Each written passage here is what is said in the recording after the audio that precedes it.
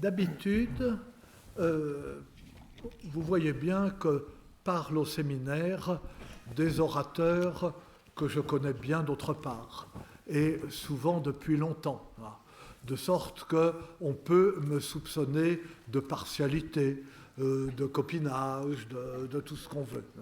Quoique, ce n'est pas une grande faveur de parler à mon séminaire, mais enfin, de me débrouiller pour attirer à mon séminaire, etc.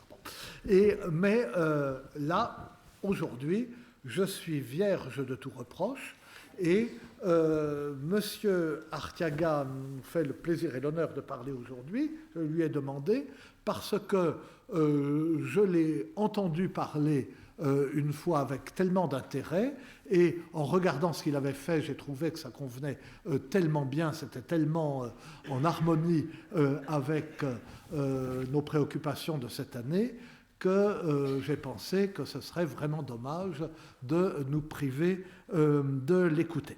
Monsieur Loïc Artiaga est maître de conférence à l'université de Limoges, c'est un historien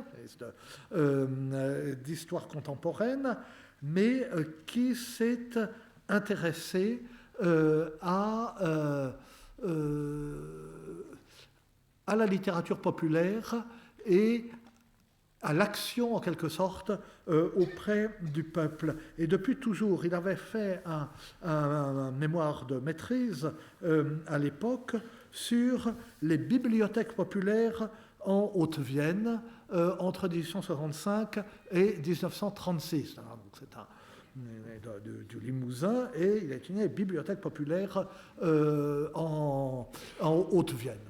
Sujet qui me va droit au cœur, car je m'occupe encore un peu, mais c'est pareil, vous savez, je m'occupais de la propriété d'Arsonval qui appartient au Collège de France en Limousin, et il y a près de cette propriété une médiathèque tout à fait remarquable à Meuzac. Et c'est très très bien. Enfin bon, il a fait un DEA sur l'œuvre des bons livres de Bordeaux des origines à la fin des années 1860. Et voyez l'œuvre des bons livres, ce que recouvre à la fois ce souci paternaliste et social, si on peut dire. On imagine les grands-mères de François Mauriac travaillant à l'œuvre des bons livres de Bordeaux. Et enfin, il a soutenu une thèse de doctorat sur les catholiques et la naissance de la littérature industrielle en France, en Belgique et au Québec de 1830 à 1864. Vous voyez, donc tout à fait dans la suite du DEA sur l'œuvre des bons livres, la façon dont le catholicisme cherche à rester présent dans les classes populaires et avoir une action à ce moment-là. Et ces articles, ces activités scientifiques, colloques, etc., qui sont extrêmement nombreux, tournent beaucoup autour de ces questions, portent directement, quelquefois, sur des œuvres de littérature populaire, sur Fantomas ou sur des choses de ce genre. Voilà. Et donc, nous allons l'écouter avec particulièrement d'intérêt et d'attention, nous parler des lecteurs du roman populaire au XIXe et au XXe siècle. Bien, je remercie le professeur Michel Zinc d'offrir à mes travaux un nouveau contexte institutionnel pour en diffuser les conclusions. Enfin, mes travaux, la formule n'est pas tout à fait exacte, puisque j'espère ce matin parvenir à rendre intelligibles les conclusions d'un collectif de recherche qui, en réalité, s'épanouit depuis les années 1960 et auquel j'appartiens, et qui a décidé de consacrer ses travaux effectivement aux fictions populaires contemporaines, celles qui naissent au tournant des années 1830-1840 avec Eugène Sue et le roman feuilleton, et qui continuent leur histoire jusqu'à la fin du XXe siècle et aux grands films à grand budget avec beaucoup d'explosions et d'hémoglobine. Alors pourquoi finalement délaisser Saint-Augustin et, dans un contexte académique, se consacrer et parler des livres que précisément tout le monde a lus, et par extension des films, des séries télévisées, pourquoi pas des vidéos virales qui s'échangent sur Internet. Je pense ce matin à une collègue de Limoges qui s'appelait Hélène Constant et qui avait commencé à travailler à partir de la fin des années 60 sur les fictions populaires françaises, celles du 19e siècle, celles de la belle époque du roman, les années 1890-1914, et qui passait pour une originale dans le contexte académique. Et elle m'avait expliqué à plusieurs reprises la volonté militante qui s'était emparée d'elle, utiliser les outils de l'analyse littéraire pour comprendre ce que lisent les gens. Voilà l'objectif qui était le sien et que j'essaie modestement de reprendre à mon compte. Alors aujourd'hui, évidemment, je ne suis pas le seul, nous sommes assez nombreux en France, en Europe, il y a un ensemble assez hétéroclite de spécialistes de littérature, d'historiens, de sociologues qui désormais se questionnent sur Tintin, sur Rouletabille, sur la science-fiction, au grand désespoir d'ailleurs des lecteurs d'un journal de Limoges qui, après un article qui était consacré à nos travaux, avait envoyé un certain nombre de lettres incendiaires pour expliquer que si les lettres aujourd'hui c'était ça à l'université, il était normal qu'on ne trouve plus d'étudiants dans nos cours. Alors, les perspectives des docteurs SAS et des titulaires des chaires San Antonio oscillent entre un héritage marxiste relativement ancien, puisque dès 1844, dans la Sainte Famille, Marx s'attaquait avec ses armes théoriques au ressort idéologique des mystères de Paris d'Eugène Sue, et d'un autre côté, le legs de ce qu'on a appelé les cultural studies, et qui se sont épanouis dans les pays anglo-saxons à partir des années 1950, et qui, autour de figures comme Richard Hogarth ou Stuart Hall, ont consacré les pratiques culturelles du peuple comme un objet essentiel pour comprendre les ressorts du contemporain. Alors, ce milieu de recherche me semble particulièrement actif, mais je ne suis pas tout à fait bien placé pour juger. J'en fais partie, donc j'ai envie de dire qu'il est actif. Et il a renouvelé depuis les années 1990 un certain nombre de ces problématiques.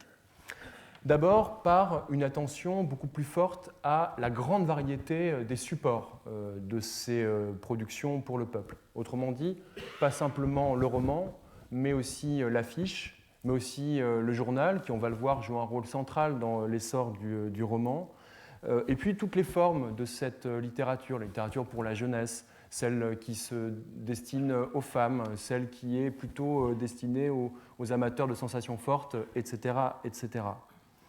Deuxième forme de renouvellement, ce sont les approches continentales ou transcontinentales. Je prendrai quelques exemples en dehors du cas français, quand ce sera nécessaire ce matin.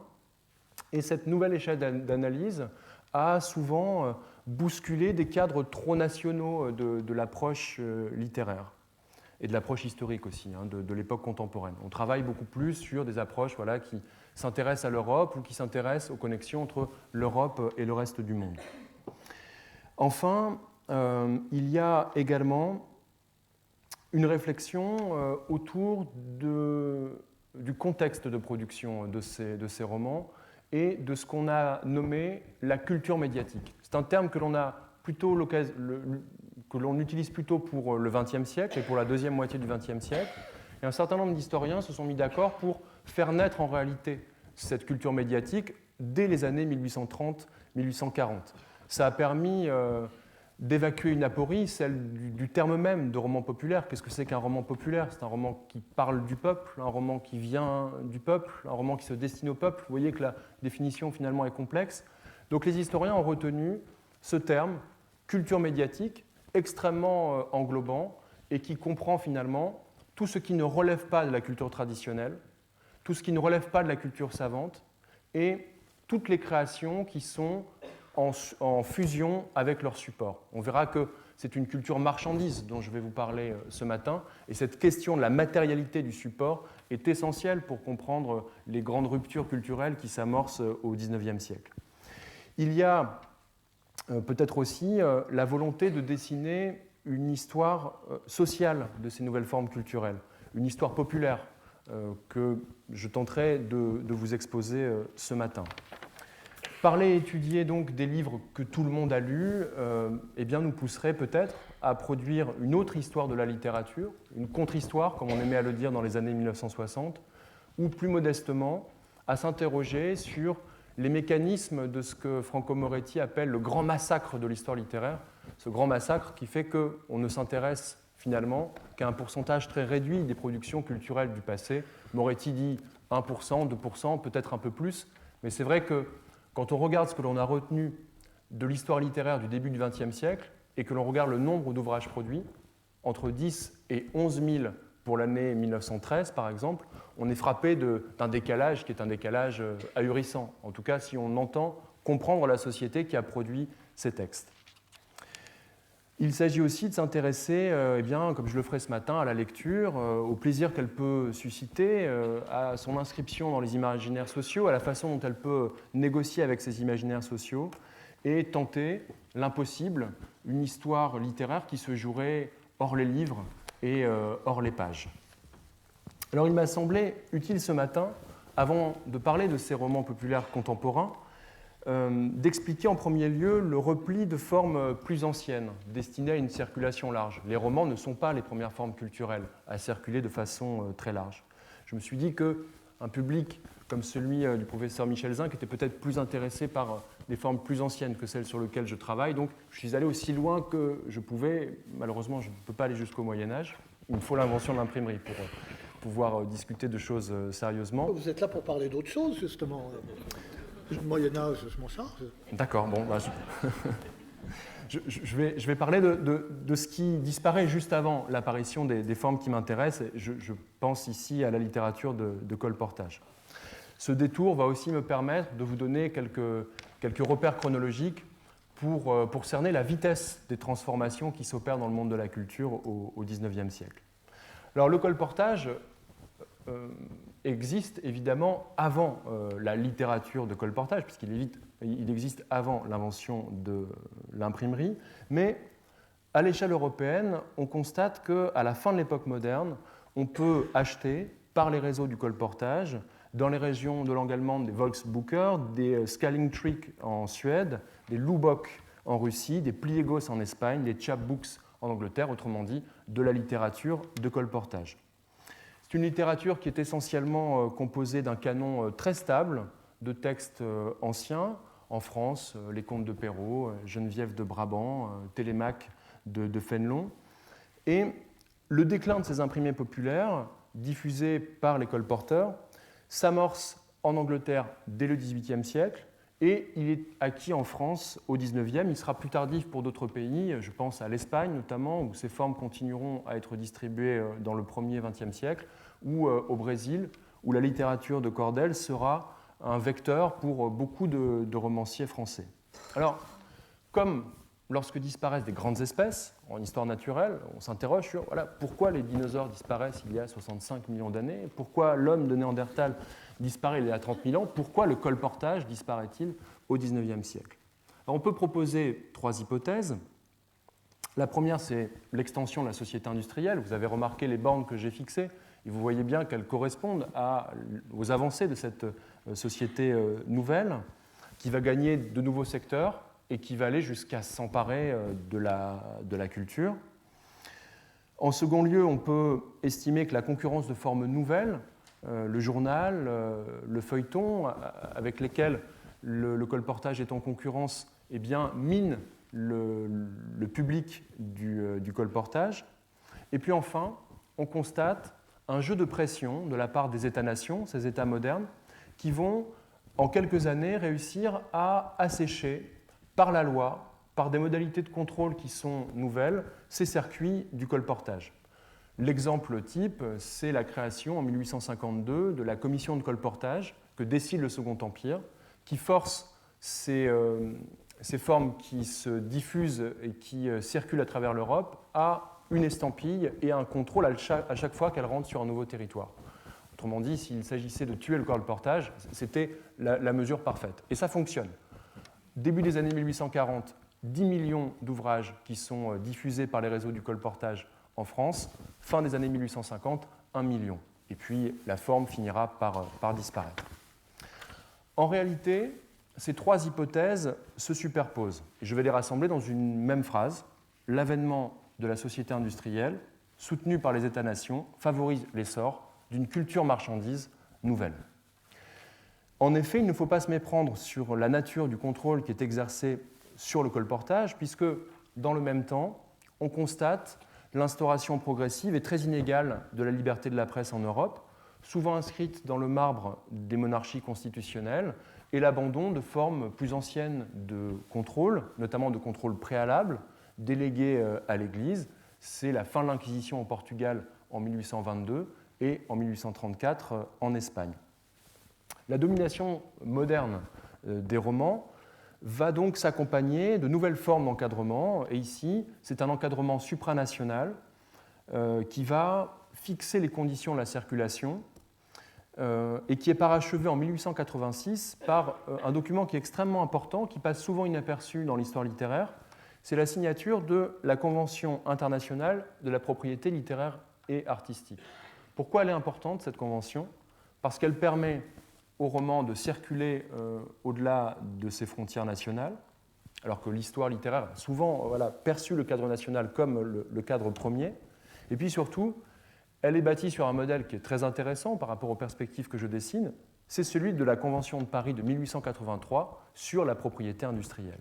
Autrement dit, on voit bien comment cette société industrielle s'approprie de nouvelles formes culturelles, mais se les approprie à sa façon, en les pensant avant tout comme des productions industrielles. L'histoire qui s'amorce va donc être celle d'un vaste changement d'échelle, d'abord en termes de circulation, et la production de livres en Allemagne, en France et en Angleterre, qui vont être les principaux foyers ici, va exploser au XIXe siècle, de même qu'explosent les exportations de livres. C'est aussi une lente démocratisation et une rupture anthropologique majeure dans la façon d'appréhender la lecture. Alors, qui sont les premiers lecteurs de ces formes nouvelles ? Eh bien, ce sont des urbains, consommateurs de produits culturels, issus des classes dominantes, issus de la bourgeoisie en réalité, et on constate de grandes disparités dans les pays européens qui vont traverser les pays mêmes. Vous savez, cette fameuse ligne Saint-Malo-Genève, autrement dit une ligne qui sépare le territoire national sous un angle nord-est-sud-ouest, et qui divise une France plus alphabétisée d'un côté, plus industrielle, et une autre France où l'industrialisation et l'alphabétisation sont plus faibles. En réalité, cette ligne, elle fonctionne dans la plupart des pays européens. Et on voit finalement des proximités en termes de pratiques culturelles beaucoup plus grandes entre les Parisiens et les Viennois qu'entre les Parisiens et les habitants des campagnes limousines, au XIXe siècle en tout cas. Que lisent-ils et sous quelle forme ? Eh bien, la forme initiale n'est pas celle du volume, c'est celle du journal, puisque c'est au rez-de-chaussée des journaux, le bas de la première page, que le roman va faire son entrée dans la culture médiatique. C'est une petite porte finalement, mais on va comprendre assez vite que c'est une porte essentielle que d'occuper cette première page des journaux. Notez bien que les journaux à l'époque sont vendus par abonnement. Les chiffres nous sembleraient modestes, 20 000, 30 000 abonnés, enfin modestes. En réalité, par rapport aux chiffres de la presse aujourd'hui, ce sont des chiffres qui sont malheureusement plutôt importants, mais par rapport au fort tirage des volumes au tournant des années 1900, c'est modeste. 1905, on tire un certain nombre d'ouvrages à 100 000 exemplaires, et parfois des séries complètes à 100 000 exemplaires, donc multipliées par autant de volumes. Les années 1830, 20 000, 30 000 exemplaires, vendus par abonnement, et le roman va jouer un rôle central ici dans la façon de capter le lectorat. Quelle est la stratégie des propriétaires de journaux ? Ne jamais faire coïncider le renouvellement annuel des abonnements avec la fin des feuilletons. Vous voulez connaître la suite ? Eh bien, prenez un abonnement pour une année de plus. Voilà comment ça fonctionne et voilà comment un nouveau modèle finalement de littérature avec ces formes de cliffhanger à la fin. Si vous voulez connaître la suite, venez au prochain rendez-vous. Je crois que c'est la formule que vous avez utilisée aussi tout à l'heure pour vous assurer un public la prochaine fois. Bon, c'est une vieille recette en réalité. C'est une formule commerciale qui fonctionne extrêmement bien et petit à petit, eh bien, ce roman va prendre beaucoup plus d'ampleur et beaucoup plus d'importance dans les stratégies des journaux. Et pour être sûr de capter des abonnés, il faudra capter aussi les auteurs en vue. Et c'est ainsi que l'on comprend pourquoi Dumas ou pourquoi Balzac vont multiplier leur collaboration avec les journaux de l'époque. On comprend bien qu'on a affaire à un modèle qui est un modèle de l'abondance. On ne lit pas un seul feuilleton, on en lit plusieurs, on a envie de lire la suite, on a envie d'accumuler ces lectures. Mais ce modèle de l'abondance se heurte dans les années 1830 et 1840 à des limites qui sont des limites techniques et des limites financières. Un volume à cette époque coûte à peu près 15 francs, soit le tiers du salaire mensuel d'un ouvrier. Les ouvrages sont édités à 800, 900, 1000, parfois 1200 exemplaires. On ne peut pas noyer le pays avec ces chiffres-là, et même si on ajoute les chiffres des lecteurs abonnés aux journaux, on est très loin de faire le compte. Il va donc falloir inventer d'autres façons de venir chercher sa pitance littéraire. Et les premières lectures vont avoir recours à un système qui laisse de côté l'achat et qui se concentre sur la location. Et c'est comme ça que l'on comprend l'essor des cabinets de lecture dans la France des premières décennies du XIXe siècle. Ces fameuses boutiques à lire, on en compte sous la Restauration à peu près 500 à Paris. Elles ont de très larges horaires d'ouverture, contrairement à la bibliothèque Sainte-Geneviève, qui à la même époque est ouverte entre 10h et 14h. Eh bien, dans les cabinets de lecture, c'est ouvert toute la journée. On trouve du tabac, on trouve une table, on trouve des plumes pour pouvoir écrire. Autrement dit, on s'y sent assez bien. Et pour 3 francs par mois, ce qui est le prix en fait de l'abonnement d'un journal, on peut lire autant d'ouvrages que l'on veut. L'apparition de ces nouvelles formes culturelles s'accompagne, comme je l'ai dit, d'une rupture anthropologique dans la façon d'aborder la lecture. Et le modèle classique, souvent discuté, mais bon, je pense qu'on pourra en discuter ensemble tout à l'heure, c'est l'opposition entre une lecture intensive, répétée, limitée à peu de texte, qui va progressivement s'éteindre pour laisser place à une lecture dite extensive, appliquée à un plus grand nombre d'ouvrages et potentiellement un nombre infini de livres. C'est cette rupture qui est la première, avant la rupture sociale, qui va gagner les classes populaires. C'est d'abord une rupture anthropologique avant d'être une rupture sociale. Autrement dit, les romans populaires ne sont pas d'abord lus par les classes populaires. Ils sont lus par une fraction des classes dominantes. Alors cette rupture, elle est l'aboutissement d'un processus qui s'enracine dans le temps long, avec la pénétration de la lecture silencieuse, d'abord réservée aux scribes, réservée au milieu universitaire, avant de devenir, au XIVe et au XVe siècle, une pratique commune des aristocrates laïcs et des lettrés. La trajectoire se poursuit après Gutenberg, inculquant progressivement chez les plus populaires des lecteurs une manière de lire qui ne suppose plus l'oralisation. C'est donc un nouveau rapport à l'écrit, beaucoup plus libre, moins lié à l'organisation physique de la page, qui ici se met en place. Le nouveau lecteur consomme des imprimés nombreux, divers, éphémères, et à partir du XVIIIe siècle, il laisse s'exprimer des sensibilités nouvelles. Il s'autorise, dans ce tête-à-tête intime avec un auteur et avec un livre, l'expression de sentiments nouveaux. Ainsi, la jeune Louise L., dont je vais lire une part du journal intime, la prescription, son journal date des années 1860, il a été repéré par Philippe le Jeune, et ce journal est très intéressant parce que la jeune Louise L. note ses impressions à la lecture d'un ouvrage qui, a priori, n'a pas de quoi lui faire monter la fièvre. Ça s'appelle « Le récit d'une sœur ». C'est un récit, a priori, extrêmement calme. Mais voici comment elle le raconte. Je cite Louise L. « Le récit de sa mort est déchirant.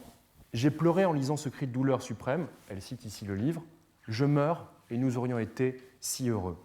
Sa femme protestante abjure au pied de son lit d'agonie et il meurt du plus pur bonheur. Je me trouve un peu exalté. Ce premier volume ne me vaut rien. Je vais lire le second pour me désenthousiasmer quelque peu. Alors il est évident que ces velléités à se désenthousiasmer sont dérisoires. En est-elle elle-même convaincue? Je ne le pense pas.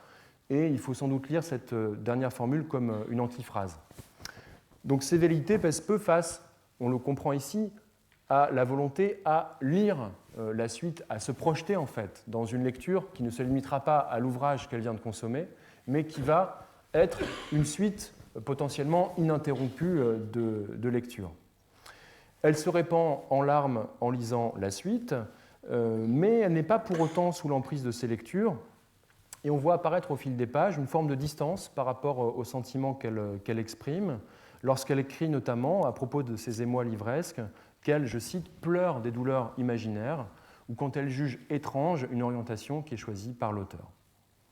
Louise L., ici, parvient à s'enthousiasmer pour ce que l'on appelle un roman édifiant, autrement dit une littérature qui est conçue au XIXe siècle, précisément pour faire pièce à ces romans dont on craint les effets sur leur lecteur. Elle est aussi représentative de la classe sociale, en fait, des premiers lecteurs de cette époque. C'est une jeune fille qui est issue de la bourgeoisie bordelaise et qui est donc parfaite pour illustrer cette pénétration lente, finalement, du roman. Il n'y a donc pas de coïncidence immédiate entre le roman populaire et le public populaire, je l'ai dit tout à l'heure. Les nouveaux lecteurs ne sont pas, avant les années 1860, véritablement issus des classes ouvrières, et l'Europe alphabétisée va se répartir de façon très inégale.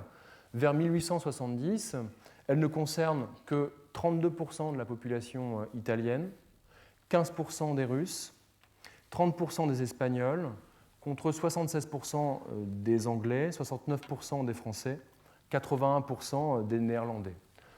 On voit ici l'héritage de l'opposition entre pays catholiques et pays protestants, entre pays industrialisés et pays qui le sont moins, et qui dessine une carte de l'Europe qui est finalement extrêmement composite et où se rapprochent plutôt des comportements urbains, quelle que soit la nationalité, et des comportements qui sont ceux des populations rurales du XIXe siècle. Donc face à ces chiffres encore extrêmement bas, on comprend toute l'importance de la culture visuelle qui va accompagner l'essor de ces romans.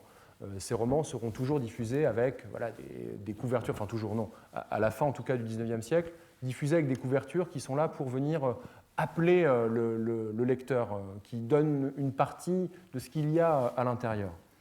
Ce sont des livres qui sont finalement le moins livres possible, qui vont se diffuser au XIXe siècle et qui vont permettre une lecture qui mobilise les sens.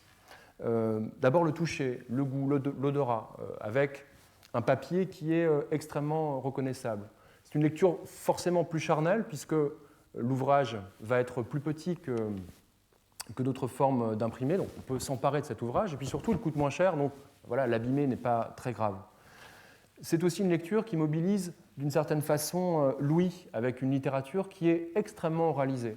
Vous connaissez ce principe du tirer à la ligne qui permet aux romanciers de gagner plus. Ils sont payés à la ligne, donc autant mettre des dialogues les plus courts possibles. Qu'est-ce qui se passe? Comment? Oui, non. Enfin, vous voyez, là, hop, quelques lignes, on a gagné plus que dans un long développement. Et donc, je le disais à l'instant, une lecture qui va aussi mobiliser la vue avec cette grande importance des illustrations, et notamment des illustrations de couverture. Alors cette rupture que nous pouvons ici analyser de façon très froide avec les outils de l'historien, d'autres la décrivent dès la fin des années 1830, et l'analyse de ces discours permet de prendre toute la mesure des représentations sociales qui sont associées à l'essor de cette culture médiatique.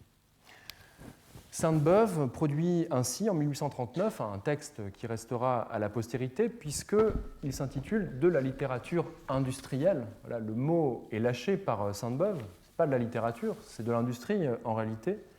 Et son texte va s'en prendre aux conséquences esthétiques de l'apparition de ce qu'il appelle la littérature écrite à la vapeur.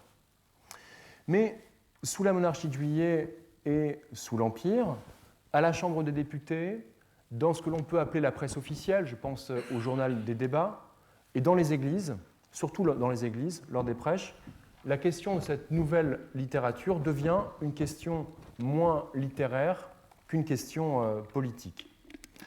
Comme l'a montré Lise Dumazy, ces débats sont d'abord conditionnés par la question de la démocratisation du journal, perçue comme un moyen de faire vivre l'opinion publique dans l'espace public. Évidemment, tout le monde n'est pas d'accord avec ce surgissement d'un nombre plus grand dans l'espace public. Peut-on discuter de politique avec tout le monde? Doit-on donner le droit de vote à tout le monde? Enfin, vous voyez, ce sont ces questions-là, en fait, qui agitent le XIXe siècle et qui sont versées d'une certaine façon dans le domaine de la culture.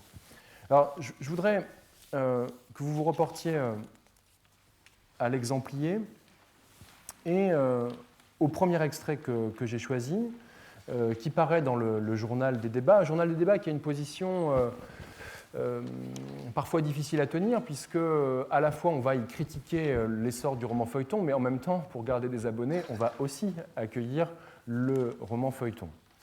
Alors, que dit Alfred-Auguste Cuvillier-Fleury, qui est un membre éminent en fait, de la rédaction du Journal des débats? Il parle ici d'Eugène Sue, mais son propos, vous allez le voir, va dépasser le cas Eugène Sue. Je le cite. La consommation de romans, bons ou mauvais, qui se fait à Paris et en province, est prodigieuse. Et comment y suffire, je le répète, comment assouvir cet immense appétit qui attend, la bouche ouverte, sa pitance littéraire de chaque jour, si la denrée n'abondait pas sur le marché, si les pourvoyeurs n'étaient zélés et intelligents, et si, dans la production de la marchandise, l'improvisation rapide et aventureuse n'avait remplacé le travail sérieux et réfléchi, si le nombre ne tenait lieu de la qualité, en un mot, si le roman tel que nos pères aimaient à le lire n'avait cédé la place au roman feuilleton. Bien, tous les stéréotypes ici sont en place. Le lectorat perçu comme une masse informe, il n'est ici qu'un immense appétit. La littérature devenue marchandise, le terme est utilisé par Cuvillier-Fleury. Le cadencement nouveau de la production de la littérature, qui la distingue précisément des formes du colportage qui s'éteignent à la même époque. Et puis, on voit aussi apparaître cette distinction qui va marquer au fer rouge la littérature populaire, cette distinction entre bonne et mauvaise littérature, entre haute et basse littérature, avec évidemment tous les a priori sociaux qui vont se greffer sur ce discours. Toutefois, c'est plutôt du côté de l'Église que l'on trouve les descriptions les plus nombreuses, mais aussi les plus inquiètes. Pas forcément les descriptions de ce que l'Église va appeler les mauvais livres, parce que les clercs s'interdisent en public de les lire, mais des lecteurs.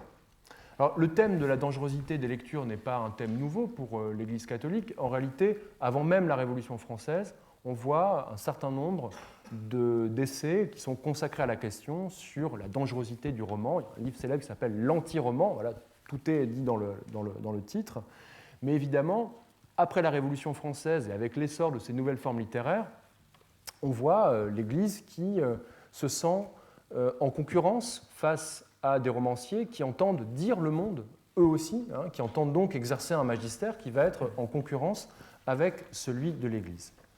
Deuxième extrait, celui de Monseigneur Clausel de Montals, l'évêque de Chartres, et qui est très caractéristique de d'un ensemble de prises de parole que l'on trouve de façon identique dans les pays francophones, ce sont les seuls sur lesquels j'ai travaillé, mais en France, en Belgique, au Québec, on trouve des textes prescriptifs ou proscriptifs, autrement dit qui disent il faut lire ces livres, il ne faut pas lire cela, et qui se comptent parfois par centaines. C'est le cas notamment au Québec, on en a dénombré, je crois, 285 pour une période qui s'étend du milieu des années 1840 jusqu'au milieu des années 1860. Que dit Monseigneur Clausel de Montals quand il parle du lecteur type du XIXe siècle? Un air inquiet, farouche, hautain, a remplacé la modestie et la douceur de ses manières. Sans égard pour ses proches, sans complaisance pour ses amis, fâcheux à tout ce qui l'environne, il est plongé lui-même dans de sombres horreurs et dans une agitation continuelle. Qu'est-il donc arrivé? Il a ouvert, en effet, il a lu ce livre funeste, et dès ce moment, vertu, candeur, calme du cœur et de la conscience, grâces extérieures, bonheur, espérance même, il a tout perdu. Il a lu un livre. Mais l'affaire est suffisamment grave au XIXe siècle pour que ce type de déclaration soit suivi de formes de perquisitions dans un certain nombre de villages. On a des comptes rendus de curés qui ont la charge de petites communautés et qui vont visiter en fait leurs ouailles. Bon, ce livre-là n'est pas bon, celui-là tu peux le garder, et on remplace les mauvais livres par les bons. Au Québec, l'affaire ira beaucoup plus loin et suite à ce type de déclaration, on constate des destructions de librairies. On brûle des stocks de mauvais livres. Je pense qu'on pourrait tous s'attaquer, on est dans le bon quartier finalement à Paris, on pourrait tous aller chez Gilbert et demander à ce que l'on rase l'ensemble du rayon littérature, puisque vous voyez, c'est dangereux quand même. Les romans ont évidemment des effets.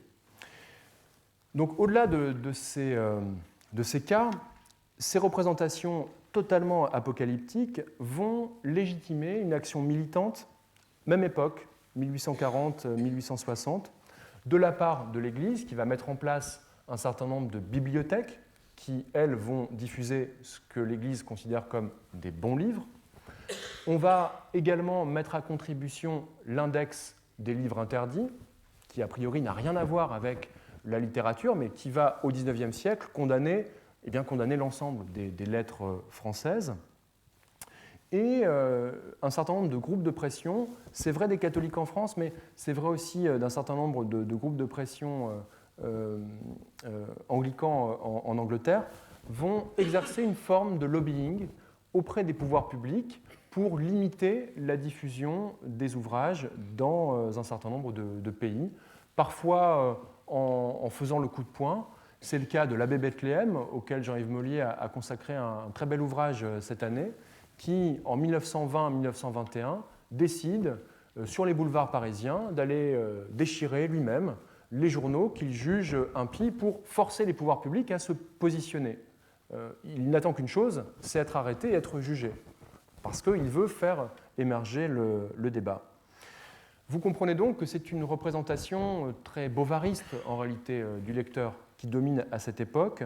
Autrement dit, un lecteur fragile, extrêmement fragile, et d'autant plus fragile qu'il s'agit d'une femme, d'un enfant ou d'un ouvrier. Et donc il faut le protéger, même à son corps défendant. L'arsenal de protection ne va pas se limiter à l'action zélée des bibliothécaires catholiques, puisque dans l'ensemble des pays européens, on voit des législations qui ne sont pas des législations très contraignantes, mais des législations dissuasives, et qui font en réalité peser le risque, non pas sur le consommateur, rarement sur l'auteur, mais sur celui qui produit les livres, autrement dit celui qui prend un risque financier. Ce sont plutôt des éditeurs qui sont condamnés, au-delà des grands procès littéraires que l'on connaît, et qui touchent plutôt des auteurs que nous on considère comme les auteurs légitimes. Les auteurs populaires sont assez rarement inquiétés, les éditeurs populaires, oui. Donc, ils y regardent à deux fois avant de mettre sur le marché un ouvrage qui pourrait heurter les bonnes mœurs, parce qu'ils prennent un risque qui est un risque financier. Et c'est une censure qui, finalement, fonctionne beaucoup mieux qu'une censure a priori, qui, de toute façon, dans cette nouvelle ère de l'abondance du roman, est totalement impossible à mettre en place.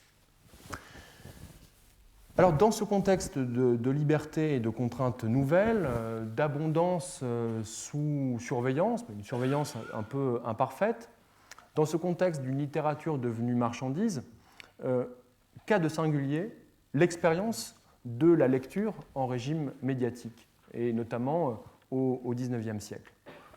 Seconde question qui vient immédiatement à l'historien, quelles sources sont à disposition pour discuter de cela et pour vous le restituer ?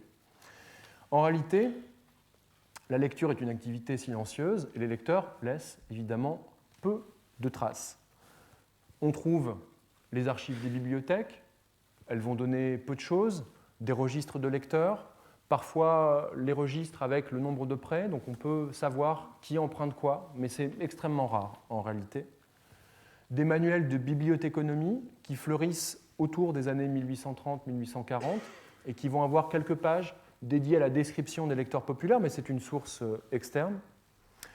On va trouver également les inventaires après décès, Tant que le livre a une valeur financière assez importante, on le note dans les inventaires après décès, donc on sait quels livres sont présents chez quel ouvrier, mais quand le livre devient moins cher, eh bien, on ne note plus les ouvrages dans les inventaires après décès. Il nous reste les lettres dans les archives des romanciers. En réalité, elles sont très peu nombreuses, j'y reviendrai en conclusion. Il nous reste les journaux intimes, que l'on a mobilisés tout à l'heure. Il reste les entretiens. Certains ont été menés dans les années 1970-1980 par Anne-Marie Thiès, qui interrogeait des lecteurs de la Belle Époque, mais aujourd'hui, évidemment, ils ont disparu. Il reste enfin les gravures, les caricatures, un certain nombre de tableaux sur lesquels j'aimerais porter votre attention maintenant. Alors j'ai choisi 3 illustrations de nature un peu différente. La première est une gravure.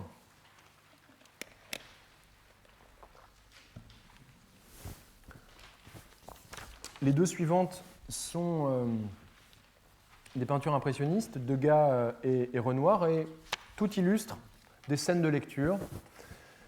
Il est très difficile de choisir ces illustrations, elles sont extrêmement nombreuses. Un de ceux qui a le plus peint, dessiné, gravé des lecteurs, c'est Daumier. Je ne l'ai pas choisi ici, mais il y a des centaines et des centaines de dessins qui ont été exécutés par Daumier sur des scènes de lecture. J'ai choisi ces 3 images parce qu'elles montrent une progression à l'intérieur de la représentation picturale de la lecture. Comment comprendre la première ? La bonne éducation. C'est une scène collective que l'on voit ici, une scène collective de lecture. Alors, ma photocopie n'est pas parfaite. C'est là où finalement la projection avec un PowerPoint peut être jugée utile, mais uniquement dans ces conditions. Donc une scène collective de lecture où on voit une jeune fille qui finalement, éclairée par cette lumière qui vient de la fenêtre, apporte la bonne parole à ses parents que l'on peut imaginer, eux, être illettrés. Vous remarquez que la jeune fille, certes, elle doit apprendre à lire, mais vous voyez à ses pieds des pelotes de laine. Autrement dit, bon, ça reste une jeune fille. D'accord, elle sait lire, mais il faudra aussi qu'elle puisse se consacrer à d'autres choses plus sérieuses pour une jeune fille. Deuxième illustration, c'est toujours une scène collective que Degas nous propose ici, mais l'attention n'est pas portée sur la lecture qui est en train de se faire. On a une femme qui, dans une salle de danse, est en train de lire le petit journal, le grand journal populaire qui va s'épanouir à partir des années 1860 avec des tirages qui sont supérieurs aux millions d'exemplaires. C'est pour ça que je vous disais que le journal est essentiel en fait pour comprendre cette histoire. Elle lit dans l'indifférence générale. Autrement dit, à cette époque-là, si on suit Degas, on étend un petit peu, je force un peu ma conclusion ici. Mais la lecture n'est plus un enjeu aussi fondamental, c'est devenu une activité banale. Et dernière étape, la lecture pour Pierre-Auguste Renoir, c'est non seulement une affaire qui se banalise, mais c'est une affaire qui est avant tout une affaire personnelle. La jeune femme qui lit nous tourne ici le dos, elle est enfermée dans sa propre lecture et elle n'en fait pas une affaire qui est une affaire collective. Alors il ne faut pas se laisser abuser par ces représentations picturales, puisque l'histoire sociale de la lecture nous pousse à des conclusions qui sont des conclusions qui peuvent entrer en contradiction avec ce que nous montrent les peintres de la fin du XIXe siècle. La lecture en régime médiatique, contrairement à ce que nous dit Renoir, contrairement à ce que disent les ennemis de la lecture populaire que j'ai cité tout à l'heure, n'est jamais un exercice solitaire. Elle n'est jamais un exercice solitaire puisque l'apprentissage même de la lecture se fait de façon collective. Il est même pris en charge par les États, les mêmes qui autorisent la liberté de la presse, quelques années plus tard, mettent en place également l'obligation scolaire. Et dans l'obligation scolaire, qu'est-ce que l'on trouve comme fondement ? Évidemment, apprendre à lire. Le XIXe siècle est aussi le grand siècle de l'organisation de bibliothèques populaires. Le terme a disparu aujourd'hui, on ne parle plus de bibliothèque populaire. c'est un terme que l'on utilise au XIXe siècle avec l'idée que l'on va viser certaines catégories de lecteurs et le faire de façon militante. La Ligue de l'enseignement crée des bibliothèques populaires. Les organisations catholiques créent aussi des bibliothèques catholiques populaires qui sont les ancêtres des bibliothèques pour tous, que certains d'entre vous connaissent peut-être aujourd'hui. Elles n'ont pas tout à fait la même fonction au XIXe siècle, beaucoup plus prosélytes. Elles s'accompagnent d'exercices de distribution d'ouvrages, de lecture collective, d'appréhension du lecteur à qui on assigne un certain nombre d'ouvrages et qui n'a pas le choix de ses propres lectures. C'est un système qui est extrêmement différent, mais qui place le lecteur dans un collectif. Plus tard, dans l'entre-deux-guerres, on verra l'essor des clubs de lecture. Là encore, activité collective. Et toutes les sources, celles que j'ai citées tout à l'heure, documentent sans cesse une approche collective de la lecture.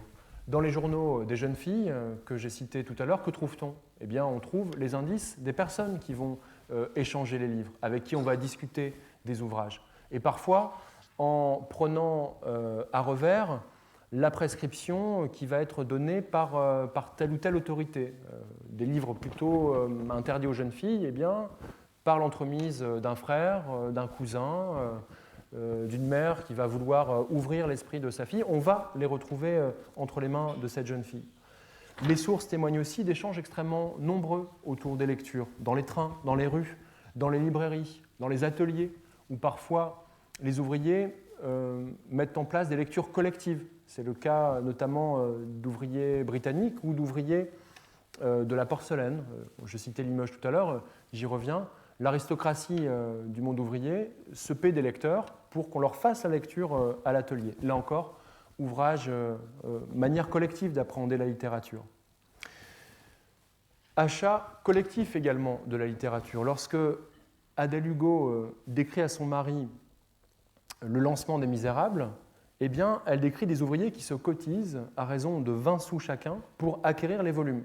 Les 12 francs dans le sac, c'est ce que dit Adèle, on achète les Misérables, qu'on tire au sort et le gagnant devient possesseur dès que chacun l'a lu.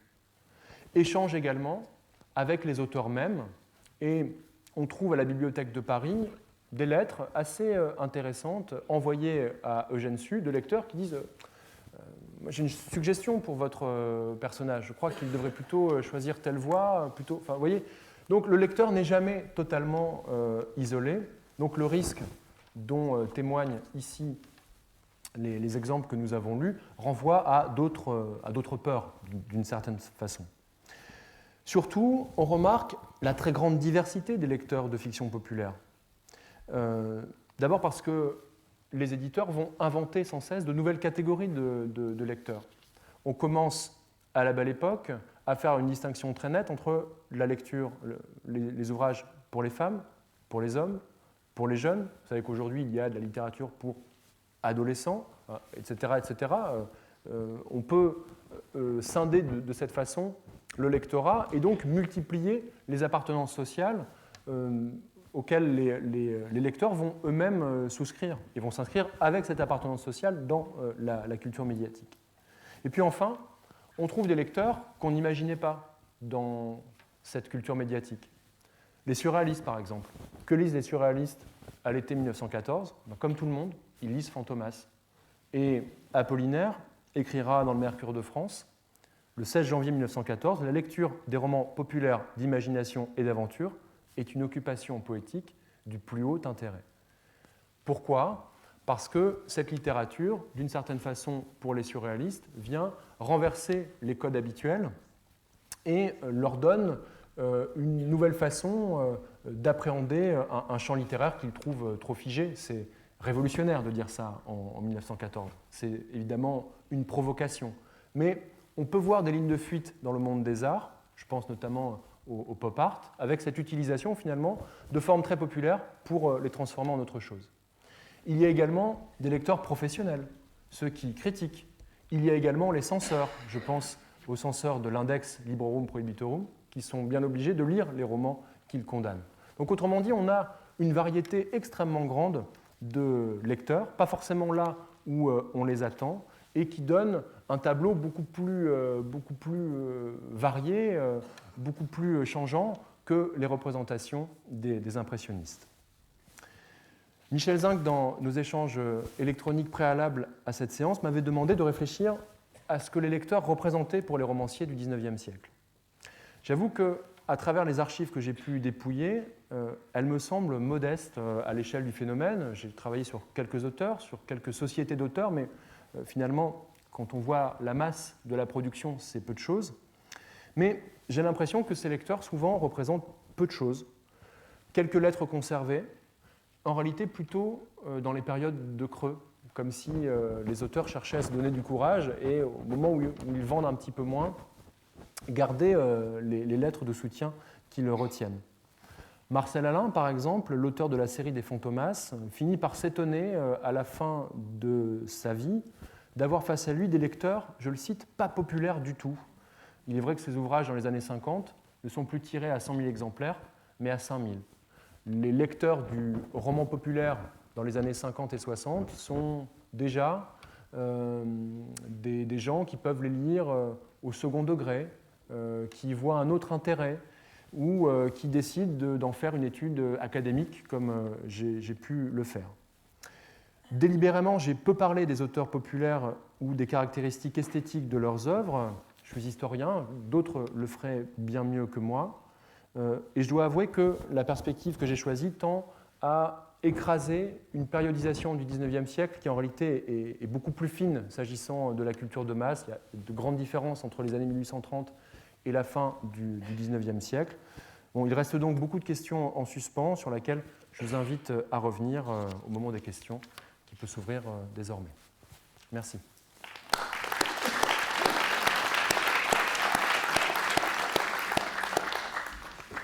Bon, eh bien, merci. Vraiment, c'était un exposé passionnant et très éclairant pour ce que nous faisons nous-mêmes, qui pose toutes sortes de questions. Je pense que l'auditoire réagira abondamment.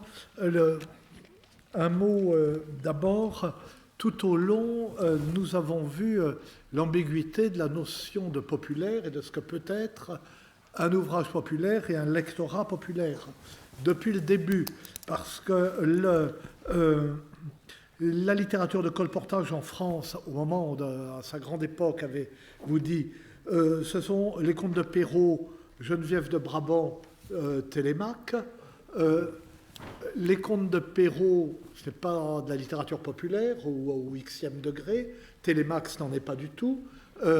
Geneviève de Brabant, c'est comme la popularisation de l'ancienne grande littérature, comme le sont les Volksbücher allemands, qui sont des réécritures de grands romans du Moyen-Âge, le roman de ce qui avait été la grande littérature.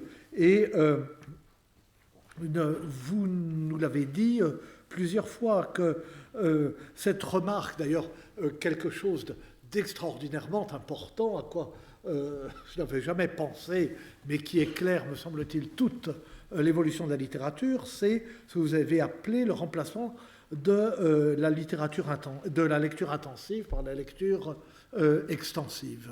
Mais quand même, notre rapport à la littérature, que l'enseignement de la littérature, que tout repose là-dessus. Et vous nous avez dit à ce moment-là, les romans populaires ne sont pas d'abord lus par les classes populaires. Et vous y êtes revenu à la fin avec le cas de Fantomas, qui, alors, vous allez voir, quand les surréalistes ou Apollinaire lisent Fantomas, non seulement c'est au deuxième degré, mais parce que c'est pour eux une sorte de matière poétique.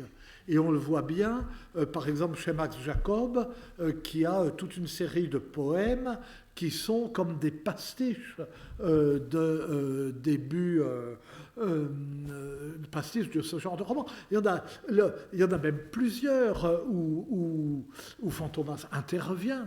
Il y a un poème, un poème en prose de Max Jacob, qui commence par ils étaient aussi gourmets que gourmets tous les deux, le monsieur et la dame.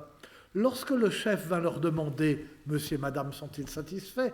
ils répondirent « Nous vous le ferons savoir par le maître d'hôtel. » La deuxième fois, ils ne répondirent rien. La troisième fois, ils songèrent à leur mettre à la porte mais ils ne purent s'y résoudre, car c'était un chef unique. La 4e fois, ils commencèrent. La sauce aux caprettes était patente, mais le canapé des perdrix un peu dur. On en vint à parler sport, politique, religion. C'est ce que souhaitait le chef, qui n'était autre que Fantomas. Voilà. Et c'est un poème de Max Jacob. Et alors voilà, l'auteur a raison, c'est pas un auteur pas populaire du tout. Et alors, bon, excusez-moi, c'est long, mais c'est tellement, tout ça est tellement passionnant. Deux minuscules remarques et une question. Une petite remarque, vue du médiéviste. La disparition apparente de la littérature du Moyen-Âge à l'âge classique n'est qu'une disparition apparente. Quand on regarde et quand on compte ce qui se dit, il y a des œuvres du Moyen-Âge que tout le monde lit. Des romans de chevalerie, Froissart dans l'aristocratie pour revoir si les ancêtres sont cités. Simplement, c'est des lectures dont on ne se vante pas.